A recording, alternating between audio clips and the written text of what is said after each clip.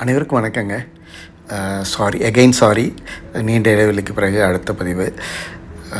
இந்த பதிவு வந்து கொஞ்சம் சுவாரஸ்யமான பதிவு. ஏன்னா அந்த பெட்ரோ டாலர் அக்ரிமெண்ட் கேன்சல் ஆகிடுச்சின்னு சொல்லிட்டு ஒரு மாதத்துக்கு முன்னாடி நிறைய நியூஸ் சேனல்ஸ்லேயும் சரி, உங்களுக்கு யூடியூபர்ஸும் சரி வீடியோ போட்டிருந்தாங்க.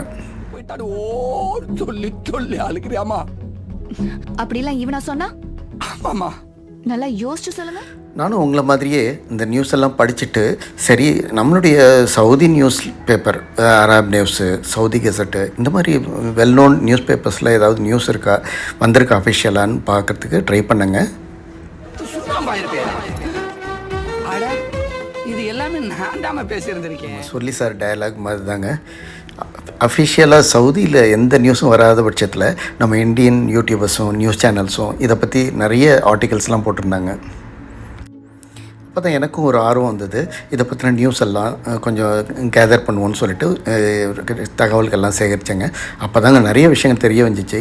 இந்த பெட்ரோ டாலர்னு சொல்கிற ஒரு ஃபார்மல் அக்ரிமெண்ட்டே இல்லைங்கிறது தாங்க உண்மையான தகவல். அது வந்து இன்ஃபார்மலாக இருந்தது. அதுக்கு காரணம் என்னென்னு பார்த்தீங்கன்னா, சவுதி நிறைய ஐஎம்எஃப்பில் பாண்ட்ஸ் எல்லாம் வச்சுருந்தாங்க, அவங்களுக்கு ஷேர்ஸ் எல்லாம் வச்சுருந்தாங்க. அப்போ பார்த்திங்கன்னா அவங்க கையிருப்பு டாலர்ஸாக இருந்ததுன்னா ஈஸியாக அவங்க இன்வெஸ்ட்மெண்ட்ஸ் பண்ணுறதுக்கு யூஸ்ஃபுல்லாக இருந்தது. அதனால தான் ஆயில் சேல்ஸ் எல்லாம் வந்து அவங்க ஃபுல் அண்ட் ஃபுல் டாலர்ஸில் பண்ணிட்டு வந்துட்டு இருந்தாங்க. அதோடு இல்லாமல் யூஎஸ் டாலர் வந்து ஃபாரின் ரிசர்வ் கரன்சியாக அங்கீகாரம் பெற்றிருக்குங்கிறது உங்கள் எல்லாருக்குமே தெரியும். அந்த மாதிரி ஒரு ஸ்டேட்டஸ் கிடைக்கிறதுக்கு காரணம் என்னங்கிறத பேக்ரவுண்டு தெரிஞ்சுக்கோங்க. 1971 வரைக்கும் பார்த்திங்கன்னா கோல்டு ஒர்த்துக்கு ஈக்குவலாக ஒரு எக்ஸ்சேஞ்ச் ரேட்டு ஈவன் யூஎஸ் டாலர்ஸ்க்கு இருந்ததுங்க. அதுக்கு பேர் பிரெட்டன் வூட்ஸ் சிஸ்டம்னு பேர்.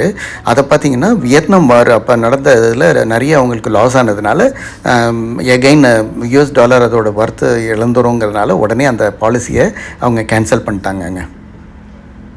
அதே மாதிரி உலக நாடுகளுக்கு இடையில் ஒரு கன்ஃபியூஷன் வந்துடக்கூடாதுங்கிறதுக்காக உடனடியாக யூஎஸ் டாலரை வந்து ஒரு ரெஃபரன்ஸ் கரன்சியாக, ரிசர்வ் கரன்சியாக அனௌன்ஸ் பண்ணிட்டாங்க.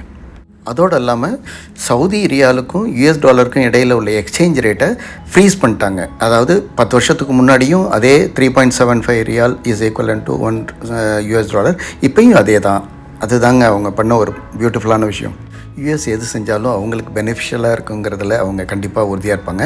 அதே மாதிரி இப்போ பெண்டிங்காக இருக்கிற ஒரு விஷயம் என்னென்னு பார்த்திங்கன்னா, Saudi US security defence pact தாங்க பெண்டிங்கில் இருக்குது.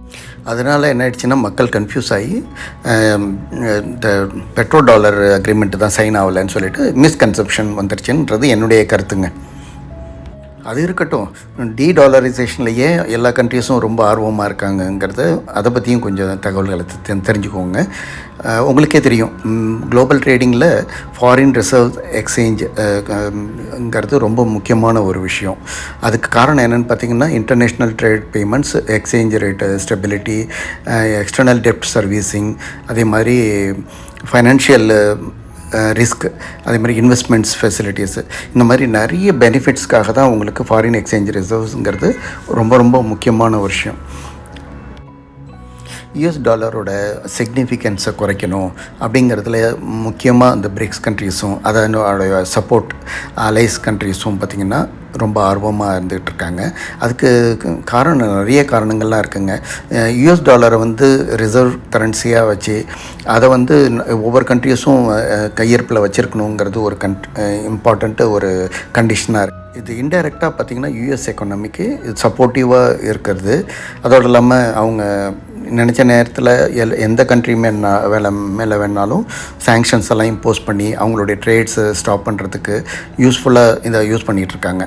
இதனாலேயே பல அதிருப்தியான கண்ட்ரிஸ், மெயினாக பிரிக்ஸ் கண்ட்ரீஸ்லாம் பார்த்திங்கன்னா யூஎஸ் டாலர்ஸோட யூசேஜை கம்மி பண்ணணும், லோக்கல் கரன்சியை நம்ம யூஸ் பண்ண ஆரம்பிக்கணும்னு சொல்லிட்டு அவங்க ஒரு டிசிசிவாக கடந்த ஒரு 10 வருஷமாகவே அவங்க ஆக்ட் பண்ணிட்டுருக்காங்க.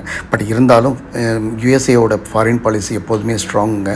அவங்களுக்கு ஒரு பிரச்சனைன்னு வந்தால் அவங்க வந்து ஈஸியாக கிவ் அப் பண்ண மாட்டாங்க. என்ன நடக்க போகுதுங்கிறத பார்க்கலாங்க. அதே மாதிரி இந்த வீடியோ பதிவு உங்களுக்கு சுவாரஸ்யமாக இருந்து உங்களுடைய மாற்று கருத்தையாக தான் இருந்தாலும் நீங்கள் உங்களுடைய கமெண்ட்ஸில் தெரிவிக்கலாம். இந்த டாபிக் உங்களுக்கு பிடிச்சிருந்த நிறைய பேர் லைக் பண்ணிங்கன்னா, இது தொடர்ச்சியாக 2வது பார்ட்டு நிறைய சுவாரஸ்யமான தகவல்களுடன் அடுத்த பார்ட்டு போடுறேன்.